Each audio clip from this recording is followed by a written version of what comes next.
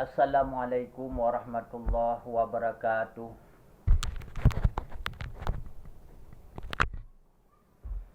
Alhamdulillah, Allahumma salli wa sallim ala Sayyidina Muhammadin wa ala alihi wa sahbihi wa baraka wa sallam.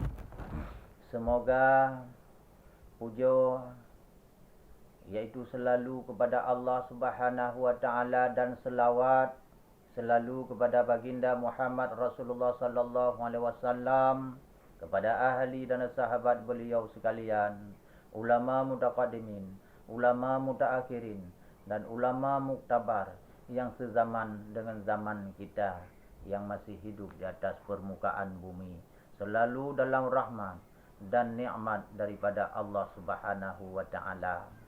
Di dalam satu kisah, satu riwayat, yaitu masa baginda Muhammad Rasulullah sallallahu alaihi wasallam, yang mana oleh beliau selalu berjalan bersama memperjuangkan agama Allah Subhanahu wa taala, yang didukung oleh istrinya yaitu Khadijah binti Khuwailid, yang mana Khadijah binti Khuwailid itu adalah seorang saudagar yaitu konglomerat di tengah-tengah kota Mekah, yang hampir-hampirnya kekayaan konglomerat kota Mekah yaitu Khadijah binti Khuwailid hampir sepertiga daripada kekayaan kota Mekah. Begitulah kehebatan dan kekayaannya diberikan oleh Allah Subhanahu wa taala kepada seorang wanita menjadi ummul mukminin yang ditetapkan di dalam agama yang mulia yaitu agama Islam. Seorang istri daripada baginda Muhammad Rasulullah sallallahu alaihi wasallam menghabiskan hartanya yaitu dalam memperjuangkan agama dengan baginda Muhammad Rasulullah sallallahu alaihi wasallam. Di masa hidupnya dia tidak mau yaitu melihat orang yang merasakan kesusahan di dalam kehidupan. Maka harta yang dia miliki semata-mata untuk beramal, berubudiyah, untuk memperkembangkan agama yang mulia yang dibawa oleh baginda Muhammad Rasulullah sallallahu alaihi wasallam. Ketika di bulan-bulan yang tertentu seperti bulan haji, yaitu Khadijah mensedekahkan daging berupa yaitu daripada hartanya disembelih, yaitu berupa unta, kerbau dan sapi yang melimpah, lalu dibagikan kepada masyarakat yang fakir dan miskin. Tidak takut dia yang bahawa kehilangan daripada hartanya. Yang penting dia cinta kepada Allah dan Rasulnya. Kemudian di bulan-bulan yang lain, yaitu seperti di bulan Maulid, di bulan Rajab, di bulan Sya'ban, dan di bulan suci Ramadan. Di bulan suci Ramadan, dari yang pertama yaitu bulan rahmat. Rahmat ini adalah diberikan dengan hartanya, dan ia tidak ada ingin sesuatu mendapat balasan di atas permukaan bumi ini, kecuali hanya semata-mata dia mengharap daripada Allah Subhanahu wa taala di hari kemudian kelak dia kembali yaitu ke hadirat Allah Subhanahu wa taala. Maka dari satu Ramadan, karena bulan Ramadan bulan umatnya, umat Muhammad Rasulullah sallallahu alaihi wasallam, dengan hartanya disantuni, yaitu dari satu Ramadan diberikan makanan kepada orang fakir untuk berbuka, diberikan yaitu segala sesuatu yang membutuhkan.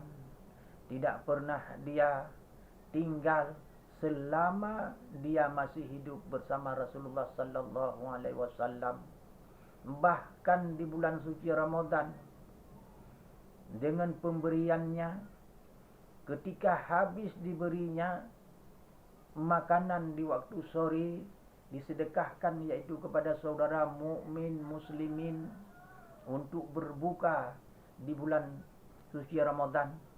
Sangkingnya banyak manusia yang datang dibaginya, ketika mau berbuka dia bersama Rasulullah dan Fatimah anaknya, hanya tinggal yaitu segenggam kurma.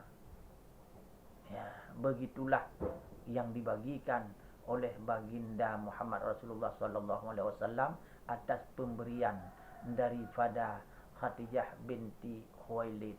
Begitulah tandanya kecintaan kepada agama Allah Subhanahu wa taala.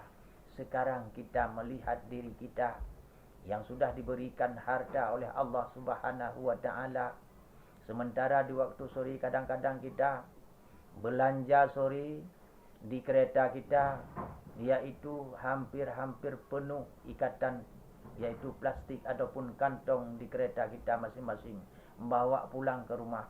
Kalau tidak habis dimakan sama bebek, nanti malam ataupun besok kita buang untuk makanan ayam. Tapi pernahkah kita mengingat berapa rumah orang yang fakir, berapa rumah orang yang miskin, yang setiap sore kita antar yaitu makanan sebungkus untuk dia berbuka puasa? Pernahkah kita melihat tercatat di dalam buku harian kita yaitu orang fakir-fakir yang ada di sekitar kita?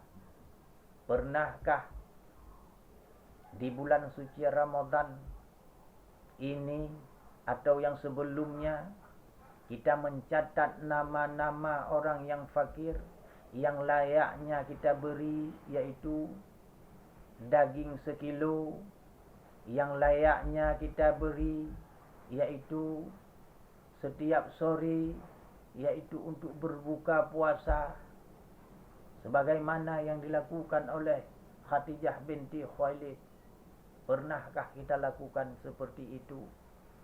Mudah-mudahan kalau itu pernah kita lakukan di masa hidup kita di atas permukaan bumi ini, mudah-mudahan kita di hari kemudian kelak kita kembali kepada Allah Subhanahu wa taala akan diberikan pembalasannya yang tidak tahu berapa harganya.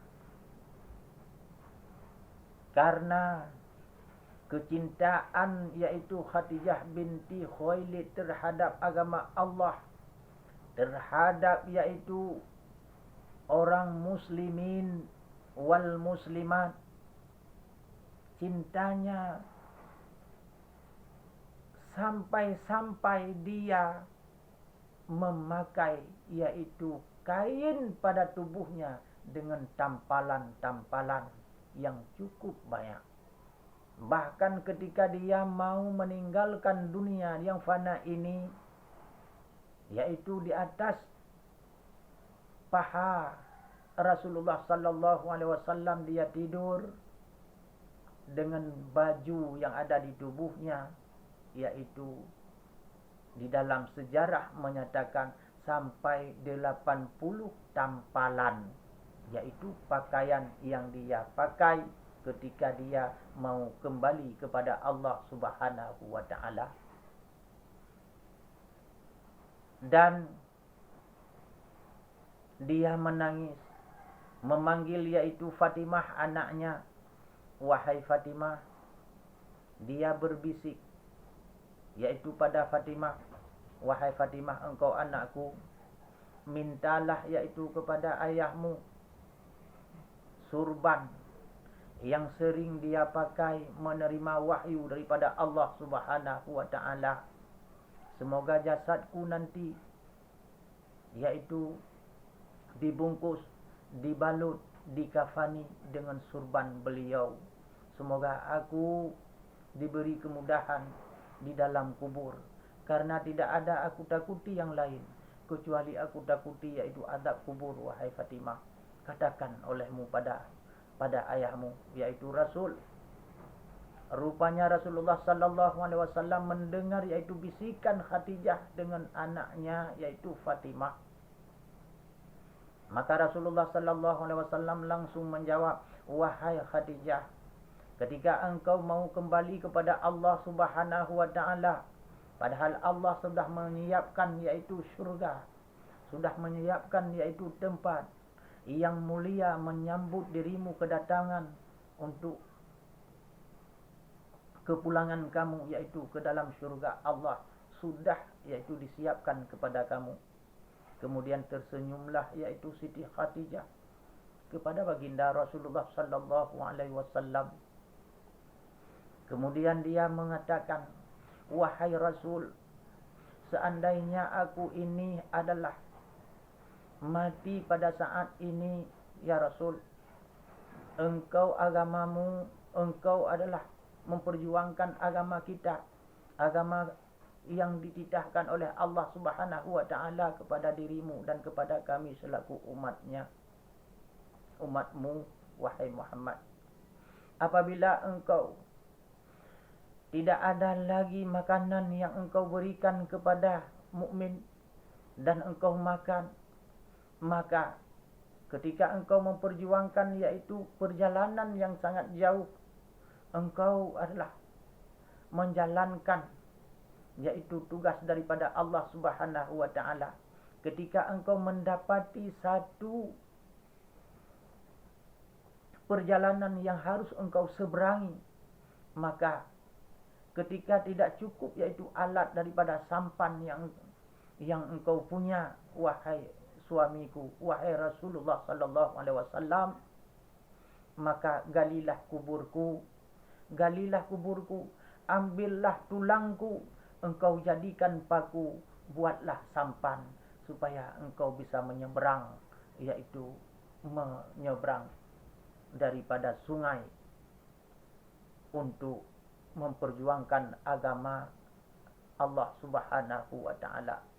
Wahai suamiku, galilah kuburku, ambillah tulangku, jadikan paku, engkau buat sampan, engkau bisa yaitu melewati daripada sungai, engkau memperjuangkan agama Allah Subhanahu wa taala. Begitulah yaitu kecintaanku kepada agama Allah. Begitulah tidak dapat lagi yang aku berikan karena harta dan kekayaanku, dan hari ini mungkin aku kembali kepada Allah. Bagaimana yaitu perjuangan untuk selanjutnya, ya Rasulullah? Mohonlah kepada Allah Subhanahu wa taala yaitu untuk kelancaran dalam melaksanakan perjuangan, yaitu menegakkan agama Allah, agama yang benar, yaitu kepada umat yang mengarahkan ke dalam syurgamu, ya Allah. Kemudian Rasulullah sallallahu alaihi wasallam pada saat itu menangis, "Wahai istriku yang kusayang, tidak ada yang lain di atas pandangan dan hidupku kecuali kepada Allah. Dan engkau adalah yang membantuku selalu dalam agama. Dan engkau adalah perjuangan yang tak habis aku pikir. Dan engkaulah adalah perjuangan yang membantu agama Allah Subhanahu wa taala yang tulus dan ikhlas, dengan kekuatan, kemampuan dan dengan hartamu yang begitu banyak hingga habis sepertiga daripada kekayaan, yaitu orang yang ada di kota Mekah. Yaitu kepunyaanmu habis semua, yaitu untuk memperjuangkan agama Allah Subhanahu wa taala. Semoga engkau adalah ditetapkan oleh Allah Subhanahu wa taala di dalam syurga-Nya Allah sebagai ummul mukminin." Maka pada saat itu yaitu Rasulullah sallallahu alaihi wasallam menangis bersedu-sedu, "Ya Allah, siapakah yang membantuku lagi dalam memperjuangkan agama Allah?" Maka pada saat itu Ali bin Abi Thalib menjawab, "Wahai Rasulullah sallallahu alaihi wasallam, aku siap membantumu. untuk memperjuangkan agama Allah Subhanahu wa taala sampai akhir dan hayatku. Dan kemudian orang lain yang mendengar, yaitu pada saat itu, maka semuanya yaitu membantu agama Allah Subhanahu wa taala. Maka demikianlah, yaitu sebelum wafatnya, yaitu Siti Khadijah. Kemudian wafatlah Siti Khadijah setelah dia berkata yang demikian. Maka di dalam menangis, di dalam merasakan kesedihan, maka turunlah Jibril alaihi salam, yaitu berdiri di hadapan Rasulullah sallallahu alaihi wasallam. Yang Rasulullah sudah panik, yaitu pikirannya Khadijah sudah meninggalkan dunia. Jibril datang di hadapan baginda Muhammad Rasulullah sallallahu alaihi wasallam beserta di hadapan jenazah Khadijah. Jibril mengatakan, "Wahai Rasul, inilah kiriman daripada Allah Subhanahu wa taala, yaitu kain kafan untuk Khadijah. Dan untuk siapa lagi, wahai Jibril? Untuk kamu, Fatimah dan Ali dan Hasan." Lalu Rasulullah sallallahu alaihi wasallam menanyakan, "Wahai Jibril, kenapa cucuku satu lagi tidak diantarkan, yaitu kafan?" Maka dia menjawab, "Dia tidak ada kain kafan. Husain tidak ada kain kafan. Karena dia adalah mati di dalam peperangan membela agama Allah. Maka dia tubuhnya dicampakkan. Maka dengan begitu juga dia dikebumikan. Ketika engkau tidak ada lagi."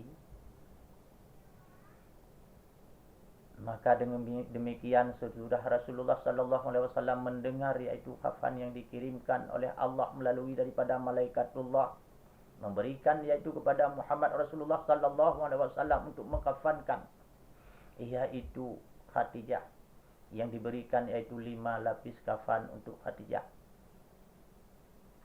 dan 5 lapis kafan yaitu untuk Aisyah, untuk Fatimah, dan 3 lapis kafan yaitu untuk dirinya dan untuk Ali dan untuk cucunya. Maka dengan demikian baru tenanglah Rasulullah sallallahu alaihi wasallam, telah ada kafan untuk mengkafankan istrinya. Begitulah Allah Subhanahu wa taala membalas atas segala kebaikan. Maka kita masih hidup di atas permukaan bumi ini sesaat lagi. Maka dengan harta itulah bisa mengambil manfaat untuk kembali kepada Allah Subhanahu wa taala. Apabila harta itu benar kita gunakan, maka bermanfaatlah kita kepada Allah Subhanahu wa taala. Apabila harta itu kita simpan-simpan, lalu mati kita tidak ada berguna sama sekali, maka harta itulah menjadi kayu bakar buat kita. Hadirin yang dimulai oleh Allah Subhanahu wa taala, semoga bermanfaatlah yaitu sejarah ini yang saya sampaikan. Semoga bermanfaat dunia dan akhirat untuk beramal dan beribadah kepada Allah Subhanahu wa taala. Semoga kita nampak, kita melihat, yaitu fakir miskin dan anak yatim. Janganlah kita kenyangkan perut kita, sementara anak yatim, fakir miskin kita lupakan. Maka dengan demikian nanti dihukum oleh Allah Subhanahu wa taala, yaitu diri kita. Maka ingatlah wahai saudara-saudaraku yang mukmin, yang seiman, seagama, yaitu dalam kehidupan kita sehari-hari mencari keridaan Allah Subhanahu wa taala. Amin ya rabbal alamin. Birahmatika ya arhamar rahimin. Assalamualaikum warahmatullahi wabarakatuh.